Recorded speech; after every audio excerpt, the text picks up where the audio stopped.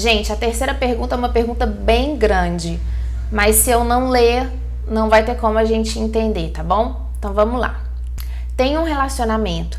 Desde que tudo começou faz mais de 15 anos, ficávamos na escola, ele queria namorar e não aceitei, porque minha mãe me ensinou que quem não gostava de estudar não tinha futuro.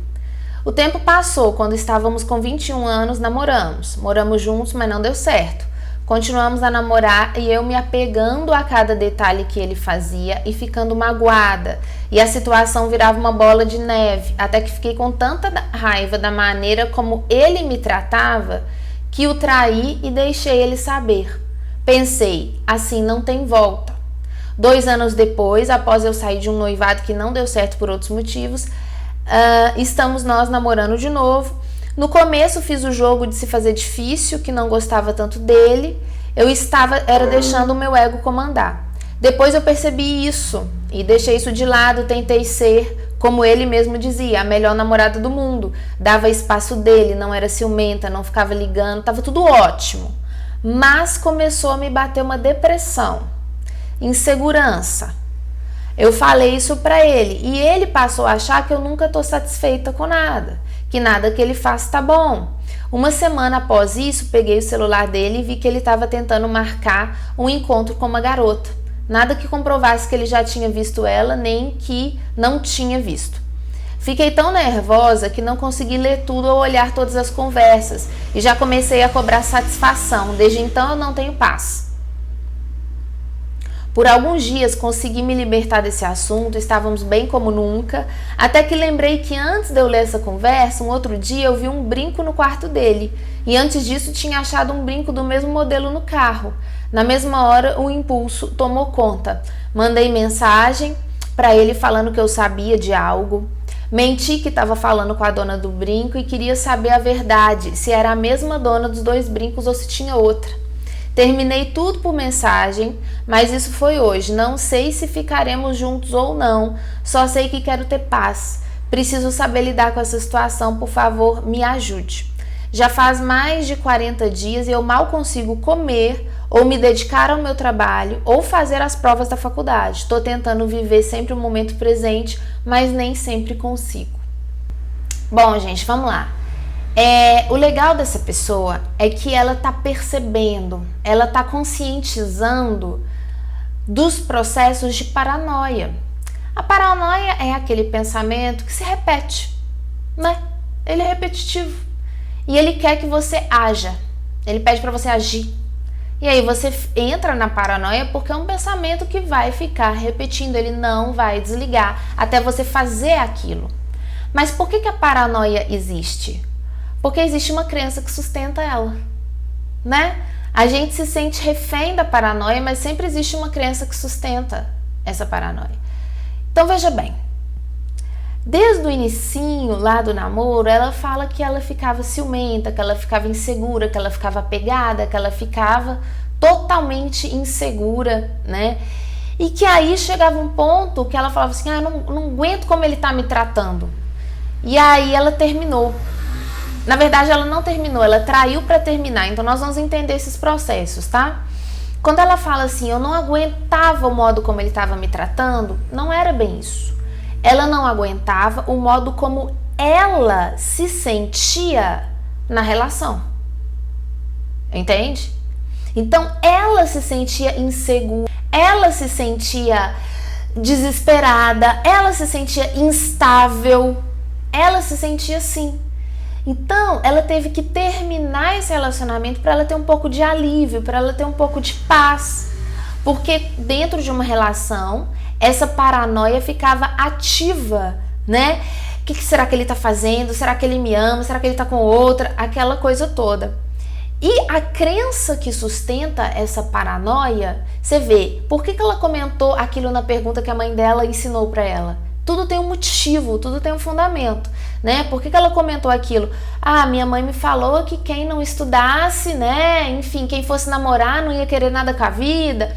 Então, pode ser que ela tenha tido uma educação assim, você não vai namorar, né? Com 16, 17, de jeito nenhum. E aí, com 21, que ela pôde assumir esse relacionamento com essa pessoa.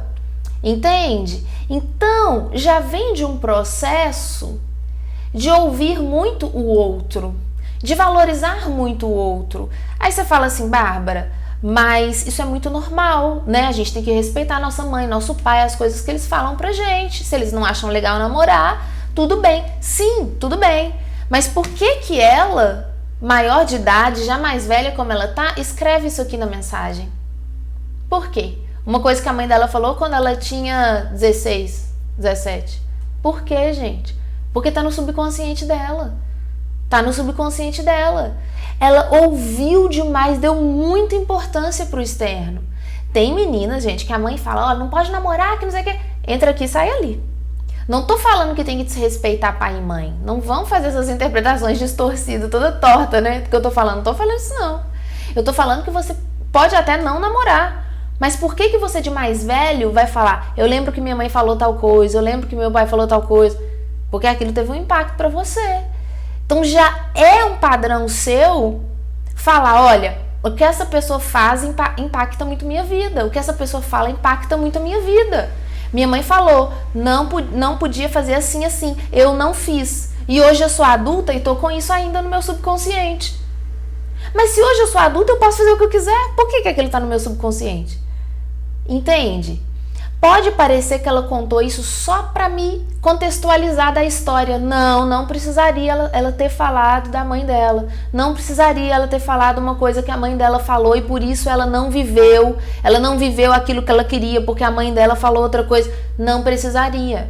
Hoje ela é adulta, hoje ela é livre. Ela poderia ter começado a contar o caso falando assim, ó, Bárbara, eu gostei da pessoa na adolescência, mas aí não rolou, e aí, entende? Mas ela foi específica. A minha mãe meio que impediu esse processo. Eu valorizei muito, eu dei muita importância. Eu senti que o outro tinha muito valor na minha vida. Eu senti que o outro falasse, o que o outro fizesse, era muito impactante pra mim. Eu levei isso pros meus relacionamentos. Gente, é fácil de ver como a pessoa expressa. Cada um expressa de uma forma. Ela levou isso pros relacionamentos. Agora, o cara é tudo e ela não é nada. Foi essa interpretação que ela levou. Entende? Levou muitas coisas boas da mãe, mas levou isso também. O que a pessoa fala é lei. Eu tenho que fazer, eu tenho que passar por cima das minhas vontades. Então a pessoa tem poder. E aí ela entra num relacionamento completamente insegura. Completamente insegura. Né? O que ele falar tem poder, o que ele fizer tem poder. Então deixa eu olhar o Facebook dele, deixa eu olhar o celular dele, deixa eu investigar a vida dele. Porque... E aí... Qual que é a forma dela de parar de sofrer essa aflição, essa paranoia? É terminar o relacionamento, mas qual a forma que ela escolheu de terminar esse relacionamento, gente? Traindo. Por quê? Alguém adivinha por quê? Porque ela não ia chegar e falar, fulano, olha, eu tô querendo terminar. Eu tô querendo terminar. Não tá legal como você tá me tratando. Você sabe por que ela não falou isso? Porque não tinha nada disso. Não era como ele estava tratando ela. Era como a insegurança dela, era como o desconforto dela estava impedindo o relacionamento de acontecer para ela. Não tô falando que o cara era um santo, entende? Mas eu tô falando que é essa paranoia que estava impedindo a relação. E ela sabia disso. Por mais que ela fale que eu não aguentava o jeito que ele me tratava, né? O que ela fala aqui... Não é que ele traía, não é que ele batia, não é que ele agredia verbalmente, ela não falou nada aqui. Ela falou do jeito que ela se sentia. Eu me sentia insegura, eu me sentia ciumenta, eu me sentia apegada. E era isso que estava acabando com ela. Entende? Então como é que ela ia terminar? Se é ela mesma que estava provocando esse processo. É muito difícil. Então o que ela fez? Eu traí, ela fala aqui, eu traí, deixei ele ver que eu traí. Deixei ele ficar sabendo que eu traí. Aí ele ia ter que terminar. Entendeu? Então, gente, que processo que é esse? Esse processo é o processo da pessoa que tá precisando e ela já tá fazendo esse trabalho. Ela já tá fazendo esse trabalho bacana. Ela fala aqui que tá procurando o equilíbrio emocional dela. É o processo de voltar pra autorresponsabilização. Não é o ciúme, não é a insegurança, não é isso. É quando você acha que você é pequeno perante o outro. Essa que é a sua questão. E que o outro comanda a sua vida. Assim como a sua mãe falou, você não pode namorar até 21, sei lá quanto sua mãe falou? Enquanto você tá na escola, você não pode namorar? Tá, não vou namorar. Ela entendeu aquilo de uma forma genérica, aquilo ficou. Ela queria muito beijar na boca, passear, ir na festinha com aquele menino. E ela não foi, ela segurou aquilo que ela queria muito, porque a mãe falou que não. E aí ela ficou com aquilo. O outro tem um grande poder na minha vida. O outro tem um grande poder na minha vida. Então não é o ciúme, não é a insegurança, não é isso que você precisa trabalhar. É a sua autorresponsabilização. A vida é minha. As emoções são minhas. As paranoias são minhas. Eu assumo. Mas veja como existe uma dificuldade de se assumir. De assumir a si mesma. Porque eu não tô aguentando sentir aquele mal-estar que eu tô sentindo na relação e eu não consigo terminar. Ou então eu não consigo falar, olha, amor, eu tô me sentindo muito mal, eu não tô conseguindo. Eu tenho que trair para que ele termine comigo. É coisa que muito homem faz, tá? O homem faz isso demais, tem essa dificuldade de autorresponsabilização. Aqui eu tô generalizando, né, gente, pra gente entender um fenômeno. Então o cara tá de saco cheio da relação, ou o cara tá com muitos medos dele mesmo, com paranoias dele, e ele sente que, nossa, sem esse relacionamento eu ficaria mais tranquilo, pelo menos, eu não teria tanta paranoia. E aí ele trai a mulher. Ele nem queria ficar com a outra não, viu? Nem queria. A outra não significou nada pra ele. Mas ele traiu, a mulher ficou sabendo, aí a mulher teve que terminar, né? O homem tem um pouco dessa tendência de jogar a responsabilidade pra mulher, mas aqui no caso ela fez isso. E veja como ela já evoluiu, gente. A gente não percebe a evolução da gente, né? A gente só cai de pau na gente. Mas ela evoluiu muito, porque aí ela voltou a namorar com ele, retomou. E aí, ela falou assim, não, eu não vou ser essa louca mais. Não vou ser essa paranoica, eu não vou ser. Só que ela caiu na depressão. Por que ela caiu na depressão, gente? Porque ela estava acostumada a se sentir revitalizada, a se sentir viva, né? Na paranoia. A paranoia dá uma sensação que você tá vivo. Entende? Olha, você tem que se preocupar com isso, ele pode estar te traindo. Você fica, né, agitada. Essa sensação de agitação dá uma sensação de excitamento, parece que você está mais vivo. E quando você fica em paz, e se você está com muito tempo sem conseguir ter paz, quando você fica em paz, você não entende como paz. Você entende como desistência. Ah, Bárbara, eu desisti do meu homem, eu desisti do meu namoro, eu desisti da minha vida. Eu fiquei deprimida. Eu fiquei deprimida porque eu não tinha com o que lutar, com o que brigar. Você entendeu? Então não tem problema, é uma coisa que iria acontecer mesmo, mas olha como ela evoluiu. Primeiro que ela foi contra toda essa atitude da paranoia, ela conseguiu barrar isso, mas aí ela caiu na depressão por causa desse motivo que é muito comum, né? E aí ela caiu na depressão, olha a evolução que ela teve. Ela chegou e falou pro namorado, falou, olha, eu tô deprimida, eu tô insatisfeita, eu não tô tendo gosto na vida. Só que o cara não entendeu ela, né? Ele falou, você tá me cobrando ser perfeito? O homem já tem esse padrão de que a mulher tá cobrando dele, ele já tem essa crença, ela já demonstrou isso pra ele no passado, né? E ele falou, eu não entendo. Quando tá tudo bem, você tá depressiva? Quando a gente tá brigando, você tá ansiosa? Eu não entendo. E ele não teve essa capacidade de compreensão. Mas não importa, não importa. Ela tá no processo evolutivo. E eu quis trazer essa pergunta, essa dúvida, essa história aqui hoje pra vocês, primeiro pra falar pra ela que ela tá num processo evolutivo, né? Você que mandou essa pergunta, fique tranquila, porque você tá, parece que não tá, parece que você tá regredindo, que você tá piorando, não tá, não tá. Você tá começando a se abrir, mas uma coisa que eu te falo é o seguinte, não tente curar ciúme, não tente curar paranoia, não tente curar depressão. O que você tem que trabalhar é o seu poder de fazer a sua vida, o seu poder pessoal, né? Porque quando você se relaciona com uma pessoa, seja alguém da família, seja alguém amado, qual que é a sensação? Nossa, tomara que essa pessoa não faça uma coisa que me machuque, que me desagrade. Sensação de que eu sou vulnerável, que eu sou de vidro. Entende? Que eu sou uma coisa muito frágil. E essa fragilidade e esse superpoder que você dá aos outros é que é uma visão distorcida. É só isso. Então toda meditação, todo exercício que você vai fazer, não faz exercício para combater ciúme, não faz nada disso. Não faz exercício para combater nada. Quanto mais você tenta combater, mais a coisa se fortalece em você.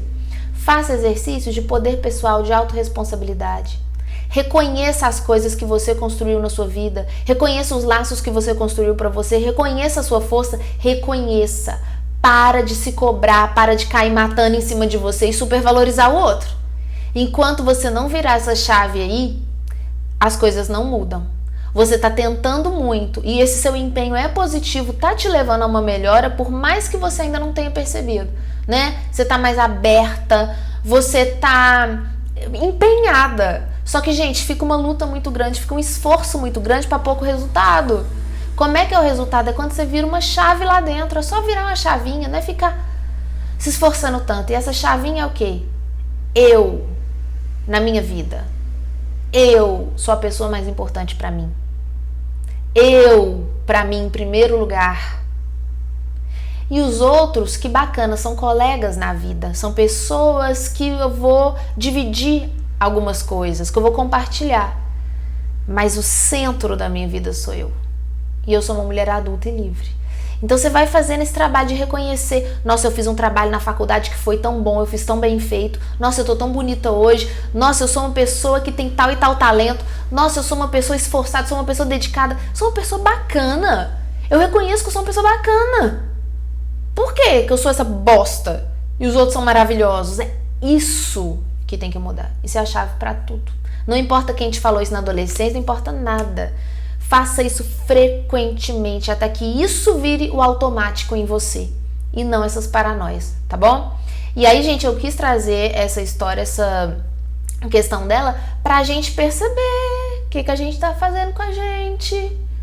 A gente começa a manifestar na nossa vida, a gente começa a sabotar nossos relacionamentos, né? Porque a nossa insegurança, o nosso ciúme, o nosso colocar o outro num pedestal e a gente lá embaixo, tá fazendo com que a gente se sinta horroroso dentro daquele relacionamento.